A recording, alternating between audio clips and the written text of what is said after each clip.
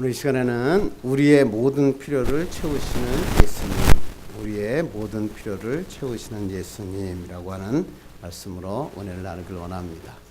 어저께 우리들이 행복하게, 우리를 기쁘게 해준 게 있었죠? 메이저리거들이 어저께 기쁘게 해줬어요. 텍사스 레인저스의 추신수가 어제 3회 초 2사 말루 홈런을 쳤습니다. 야, 8년 만에 처음으로 말루 홈런을 쳐서 최고의 날이라고. 또 최고 연봉에다가 또 나이가 많아서 사실 여러 가지 문제가 말도 많이 나왔었는데 어저께 말로 홈런 하나로 이 모든 문제를 잠재우는 추신수를 보면서 어제 굉장히 기분이 좋았고요. 또 하나 뭐냐면 마이너리그에서 고생하고 있는 최지만이라고 하는 선수가 있어요. 그 최지만이라고 하는 사람 미러키에서 어저께 그 메이저리그로 처음 올라왔거든요. 근데 처음 올라온 날 첫 타석에서 홈런을 쳤습니다. 대단하죠. 그래서 앵커가 그때 미국에 있는 앵커가 이렇게 얘기했대요. 미러키에 온 것을 환영합니다. 최지만 씨. 그래가지고 최지만이가 대서특필되고 또 이 홈런이 결승 홈런이 돼가지고 이 미러키에 있는 팬들에게 최지만을 아주 강력하게 인상을 지었다. 말로 홈런, 우리가 글랜드슬램이라고 그러죠. 야구 선수들의 꿈이죠. 내가 말로 홈런 쳐봤으면 좋겠다. 또 선수뿐만 아니라 팬들도 그때 이 말로에 섰을 때 홈런을 치기를 얼마나 기다리고 있습니까? 미식 축구도 마찬가지로 말로 홈런과 같은 게 있어요. 그게 뭐냐면 헤일 메리 패스라고 하는 게 있습니다. 헤일 메리 패스는 1975년도 달라스하고 미네소타하고 플레이오프를 했는데 종료 1분을 남기고 달라스가 14대 10으로 지고 있었어요. 이제 4점 차니까 이거 뭐 패색이 완연했죠. 종료 24초를 남기고 달러스인 쿼터백인 로저 스타벅이라고 하는 사람이 글쎄 50야드, 한 45m 정도 되는 것을 처음으로 아주 긴 터치다운 패스를 했는데 성공합니다.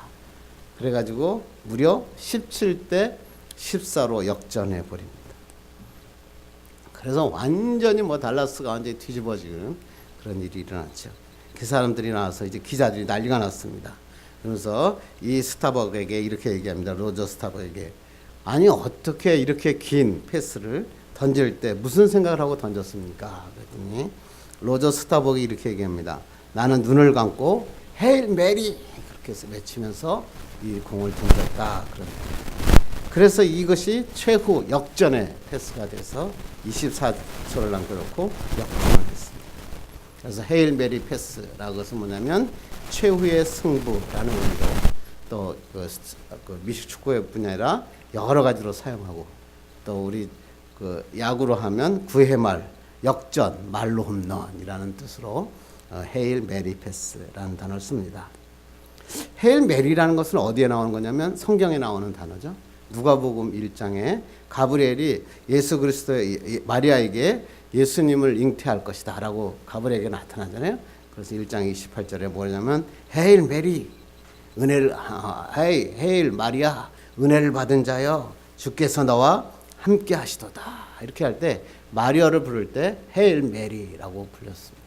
그 원어로 하면 아베 마리아 이런 뜻이고 영어로 하면 헤일 메리라는 뜻이죠.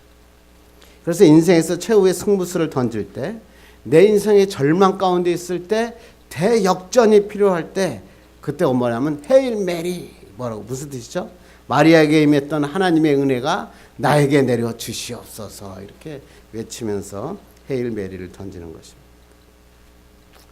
여러분도 인생 살다가 이럴 때가 있더라고요. 저도 그렇고요. 한번 인생에 대역전이 한번 일어났으면 좋겠다. 마지막 한번 승부수에서 한번 역전 말로 홈런 한번 쳐야 되겠다. 헤일 메리 패스가 필요하다. 이럴 때 여러분 있지 않으셨습니까? 아니면 어떤 사람은 뭐냐면 지금 바로 이 순간이 하나님 나의 전적인 하나님의 은혜가 필요합니다. 라고 외치는 시점이 오늘 이 시간에 있는 사람도 있을 것입니다.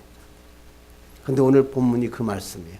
대역전, 마지막 승부수 이러한 것들이 필요한 히브리 성도에게 이 전적인 은혜 하나님의 놀라운 기적을 일으키시는 분을 소개하고 있는 것이 오늘 본문입니다. 기가 막힐 웅덩이에서 건져주시는 한계를 뛰어넘어 인간의 한계를 뛰어넘는 그분은 바로 예수 그리스도다. 이렇게 우리를 소개하고 있는 게 우리가 읽은 본문인 것입니다. 히브리 성도들은 뭐냐면 많은 유대교들을 벗어나서 믿음을 지키기 위해서 고난과 핍박을 받으면서 신앙생활을 하고 있었습니다. 근데 이 고난과 핍박이 금방 사라지는 것이 아니라 계속 어려움이 오고 심해지니까 이들에게 이런 의문이 생겼습니다. 내가 계속 예수를 믿어야 할까? 그런 회의가 들기 시작했다고 하는 것입니다. 그래서 그 자신을 보면서 마음속에 야, 예수 그리스도를 떠나야겠다라고 하는 준비를 하고 있었던 것입니다. 국냄새가 많이 나네요. 그때 저자에서 오늘 히브리서의 저자는 이렇게 얘기합니다.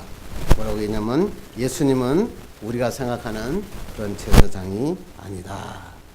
예수님은 아론의 반열이 아닌 멜기세덱의 반열의 대제사장으로서 지금까지 너가 알고 있는 제사장과는 완전히 다른 분이다. 인간이 가지고 있는 한계를 뛰어넘어서 우리의 모든 필요를 채워주시는 분이 바로 제사장 되신 예수 그리스도다. 이렇게 오늘 성경은 이야기하고 있다고 하는 것입니다.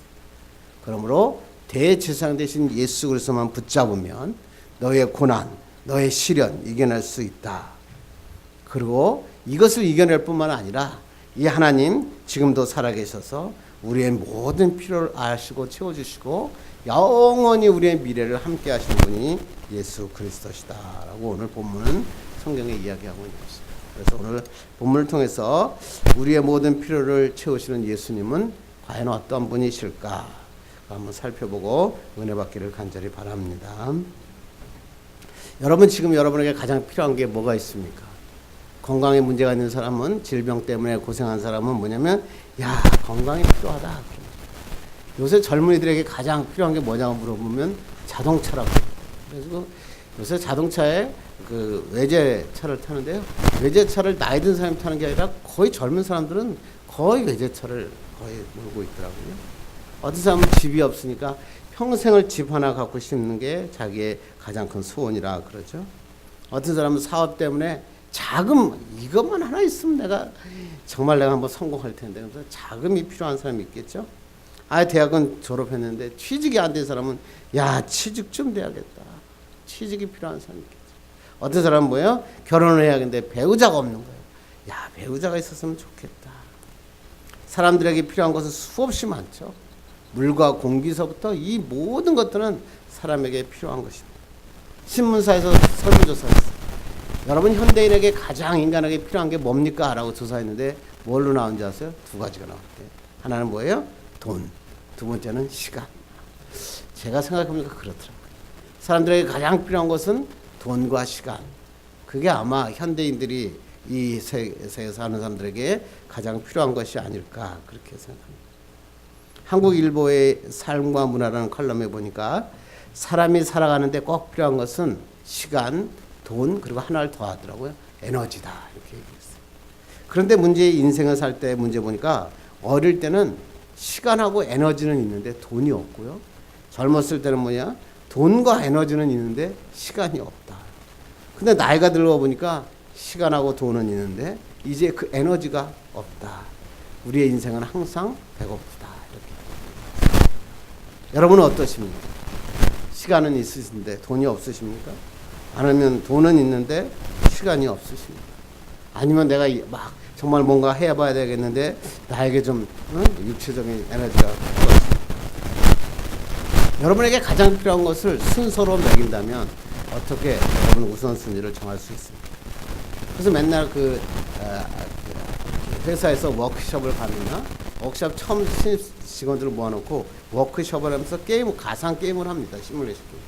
근데 많이 하는 게 뭐냐면 무인도에 간다면 당신에게 가장 필요한 것이 무엇입니까? 라는 질문을 던져놓고 10가지를 선택하게 합니다. 그리고 그걸 가지고 그룹별로 토의를 하게 해서 발표하게 합니다.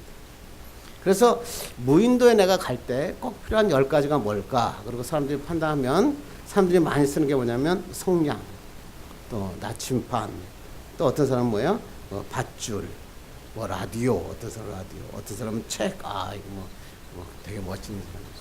요새 젊은이들은 뭐예요? 무조건 1위가 스마트폰이라고 얘기해요. 그게 터질지 안 터질지 잘 모르겠는데, 여러분 한 가지만 선택하라고 하라면 무엇을 고르시겠습니까? 이 게임, 가상게임, 신입사원들을 놓고 이 게임을 하는 이유가 뭘까요? 여러분들에게 무인도에 갈 때 가장 필요한 것은 성냥도 아니고 나침판도 아니고 사람이다. 무인도 갈 때 가장 필요한 건 뭐냐면 같이 갈 사람인 거예요. 사람만 있으면 된다. 이런 얘기를 합니다. 그래서 여기 신입사원들이 다 모였는데, 여러분 신입사원들이 제일 필요한 게 뭐냐면 지금 같이 있는 사람, 이 사람이 제일 필요하다. 이런 것을 전달하기 위해서 우리가 게임을 합니다. 무인도뿐만이 아니죠. 우리가 삶을 살아갈 때 가장 필요한 게 뭐냐면 돈이 아니라 사람이다. 사람. 내가 어떤 사람과 함께 있느냐. 그것만 하면 이 인생의 반은 성공한 거지. 그러면 그리스도인에게 가장 필요한 건 뭘까? 로이 레슨이라고 하는 사람이 우리에게 가장 필요한 것, 인간에게 가장 필요한 것이라는 글을 썼어요. 우리에게 가장 필요한 것이 만약에 지식이었다면 하나님은 우리에게 교역자를 보내주셨을 것이다. 선생을 보내줬을 거죠. 만약에 우리 인간에게 가장 필요한 것이 건강이었다면 하나님은 우리에게 의사를 보내주셨을 것이다. 만약 우리에게 가장 필요한 게 돈이었다면 하나님은 우리에게 사업가를 보내주셨을 것이다. 만약 우리 인생에서 가장 중요한 게 즐거움이었다면 하나님은 우리에게 연예인을 보내주셨을 것이다. 그러나 인간에게 가장 필요한 것은 구원과 영생이다. 그래서 하나님께서 우리에게 구세주를 보내주셨다. 그 구세주가 누구죠? 예수 그리스도입니다. 우리에게 없어서는 안 될 가장 필요한 분은 뭐예요? 예수 그리스도. 예수 그리스도만 있으면 우리의 삶이 바뀌어지기 때문에 그렇습니다. 그래서 그 예수 그리스도가 어떤 분인지 여러분 너무 잘 알고 있지만 다시 본문을 통해서 한번 예수 그리스도를 살펴보기를 바랍니다. 우리 한번 22절 읽겠습니다. 시작. 이와 같이 예수는 더 좋은 언약의 보증이 되셨느니라. 이와 같이라는 뭐냐면 이전까지의 이 제사장들은 전부 다 누구였냐면 율법에 의한 제사장이잖아요. 율법 아래에서 제사장이었어요. 그런데 예수 그리스도는 뭐냐면 이 앞에 보면 하나님의 맹세, 하나님의 언약에 의해서 제사장이 되었다. 그러므로 예수는 지금까지의 제사장은 달리 하나님의 새로운 보증이 되시는 좋은 언약, 언약의 보증이 되시는 예수 그리스도다. 쉽게 설명을 하면 하나님은 율법을 우리에게 만드시고 이 율법만 지키면 하나님의 놀라운 축복을 주시겠다고 약속을 하십니다. 그리고 그 하나님께 나아가는 방법으로 제사라고 하는 방법을 선택하셔서 이 제사를 통해서 하나님 앞에 나아가 하나님의 임재하심을 경험하게 하는 그런 놀라운 축복을 주셨습니다. 그런데 이 제사를 지내기 위해서는 제사장이 필요한데 이 제사장은 아무나 하는 게 아니라 아론의 자손 중에서 반드시 제사장을 세워야 된다.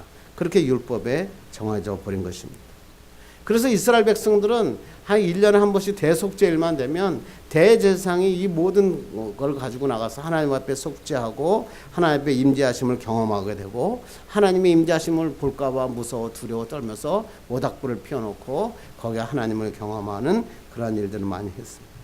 그래서 이스라엘 백성들은 뭐 제사장이다 그러면 뭐 누구나 다 아는 그런 것들이 알고 있었습니다. 제사장은 특히 몸에 흠이 없어야 돼요. 어디가 상처가 있거나 어디가 불구이거나 그러면 제사장이 될 수 없었을 뿐만 아니라 레위지파였고 또 레위지파 중에서도 아론의 자손이어야지만 반드시 그 사람이 제사장이 될 수 있었어요. 그러니까 아주 거룩하고 아주 특별한 사람이죠. 그래서 사람들은 예수님이 바로 여러분의 대제사장이다 이렇게 하니까 사람들이 다 이해하기 시작해요. 맞아, 예수님이 우리의 제사장이구나 이렇게 생각하게 된 겁니다. 그런데 문제가 생긴 겁니다. 무슨 문제가 생겼냐면 이 사람들이 뭐냐면 예수님을 지금까지의 제사장 중에 한 사람으로 생각하는 거예요. 근데 자기들이 막 로마의 핍박이 오고 박해가 오고 사람들이 어려우니까 제사장이 자기를 도와주질 못해요. 그러면서 야, 예수님도 똑같은 제사장 아니냐, 나를 도와주지 못할 것이다 이렇게 생각합니다. 그래서 오늘 본문에서 야, 예수님은 그런 아론의 반차를 따르는 자손이 아니라 바로 멜기세덱의 반차를 따른 제사장이다 이렇게 설명하고 있습니다. 그럼 그 멜기세덱이 누굽니까? 우리 한번 1절, 2절 읽겠습니다. 시작. 이 멜기세덱은 살렘 왕이요 지극히 높으신 하나님의 제사장이라. 여러 왕을 쳐서 죽이고 돌아오는 아브라함을 만나 복을 빈 자라. 아브라함이 모든 것의 10분의 1을 그에게 나누어 주니라. 그 이름을 해석하면 먼저는 의의 왕이요 그 다음은 살렘 왕이니 곧 평강의 왕이요. 멜기세덱은 딱 2번, 신약 성경에 그 3번. 이 멜기세덱이라고 하는 사람은 갑자기 착 나타납니다. 이 사람은 뭐냐면 아브라함이 11조를 바친 살렘의 왕이고 하나님의 제사장. 그 성경에서 제사장이면서 왕인 사람은 멜기세덱밖에 없습니다. 그런데 그 또 뭐야? 그 이스라엘의 최고의 조상, 믿음의 조상인 아브라함이 누구에게 지금 멜기세덱의 11조를 바쳤으니까 왜 아브라함보다 더 뛰어난 사람이다 이렇게 볼 수 있더라고요.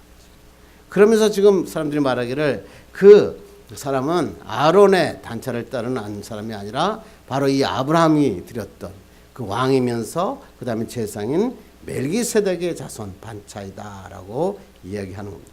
무슨 말씀을 하시는 거죠? 지금까지 생각했던 제사장과는 다른 하나님의 특별한 언약, 맹세에 의한 하나님의 기적 같은 능력을 가진 예수님이다. 이렇게 우리에게 말씀하고 있다고 하는 것입니다.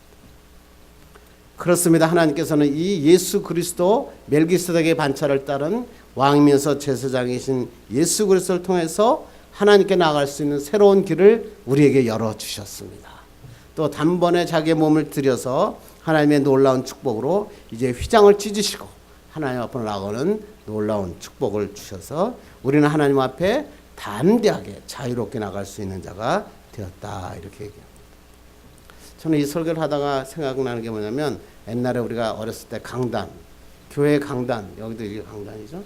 강단에 올라가면 옛날에 여자가 강단에 올라갈 수 없었습니다. 그래서 이제 여자 성도들이 이제 토요일에 와서 청소를 하거든요. 그럼 청소를 하면 여자 성도들이 어떻게 하냐면 무릎을 꿇고 거기 올라갈 수 없어서 무릎을 꿇고 올라가서 거기 강단을 청소를 했어요.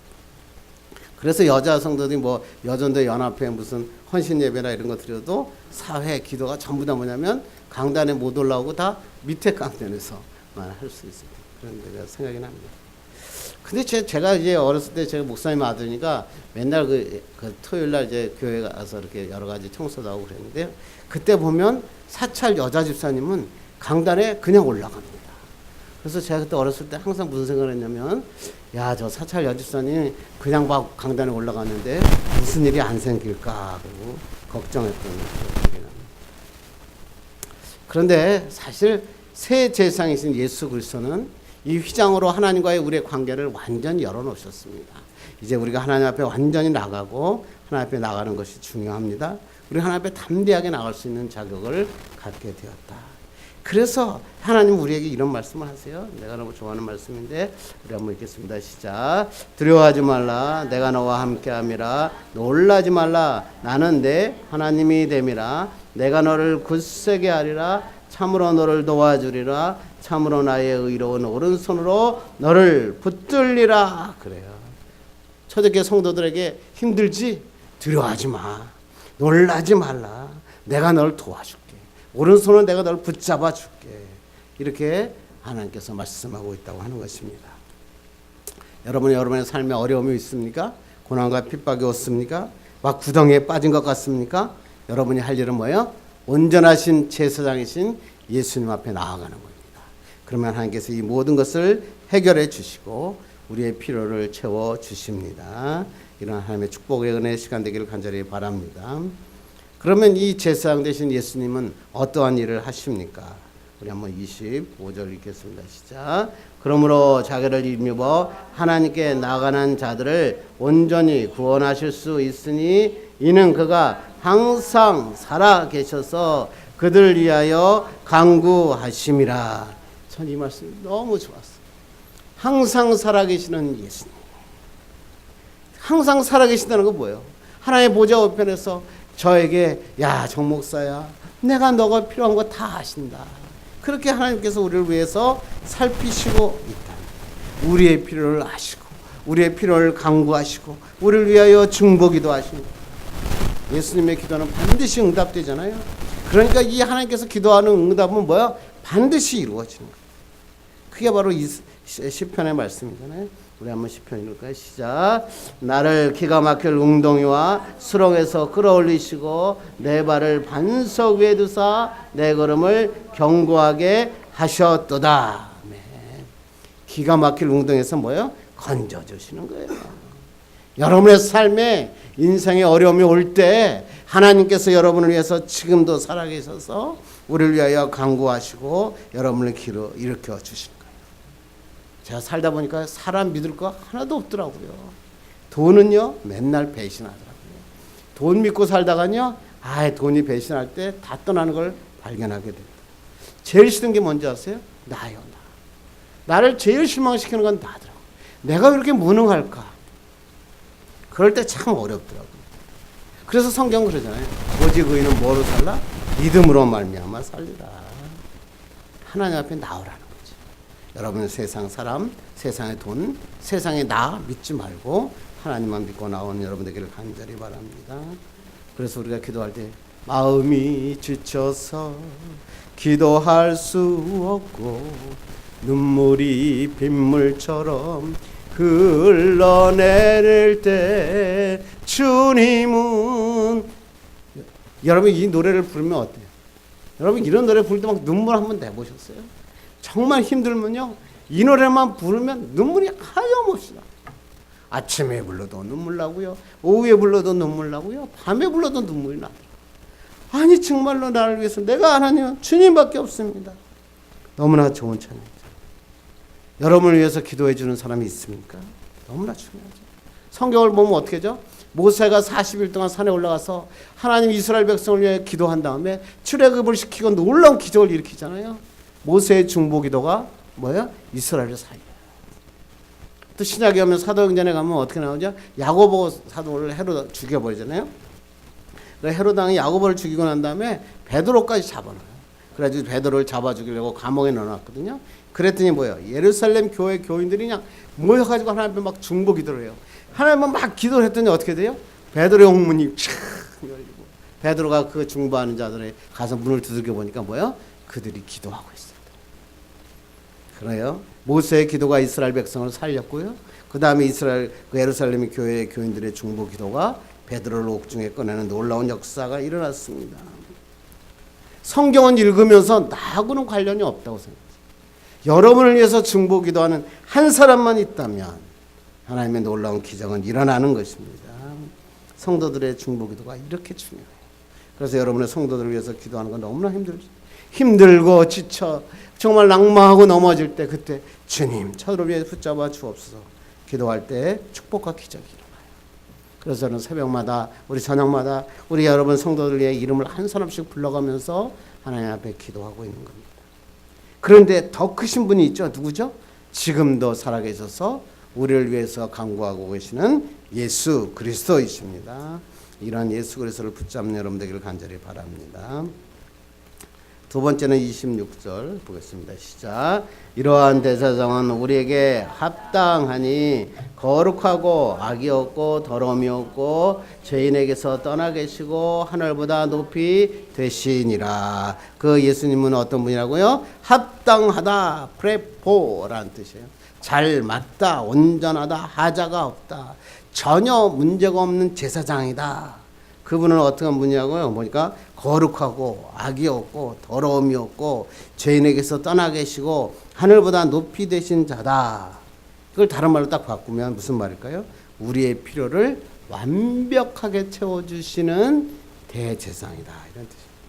그래서 여러분 유진 피터슨이라는 메시지라고 하는 성경이 있죠. 그 성경에서 우리 7장 26절을 이렇게 해석을 했어요. 한번 읽어볼까요? 시작. 이제 우리에게는 우리의 필요에 완벽하게 들어맞는 한 분 대제사장이 계십니다. 유진 피터슨 목사님이 이 성경을 읽으면서 얼마나 은혜가 됐으면 이렇게 읽었겠어요. 저도 이거 성경을 보면서 우리의 필요에 완벽하게 들어맞는 한 분 대제사장 예수님이 계시는구나.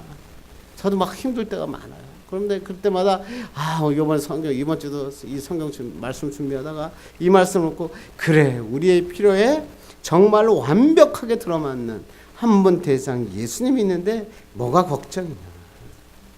예수 그리스도는 우리의 필요에 완벽하게 들어맞다. 우리의 필요를 완벽하게 채워주신다. 그러므로 하나님은 우리의 모든 필요를 알고 계시며 우리의 필요한 것을 채워주신다. 일부를 아니 모든 것을. 우리 한번 성경을 또 찾아볼까요? 빌립보서 4장 19절 읽겠습니다. 시작. 너의 하나님이 그리스도 예수 안에서 영광 가운데 그 풍성한 대로 너의 모든 쓸 것을 채워주시리라. 일부가 아니라 뭐요? 모든 것. 여러분이 필요한 것 주님이 아셔요. 여러분의 필요한 것 주님이 모두 채워주세요. 그 주님만 붙잡으면 되는 거예요.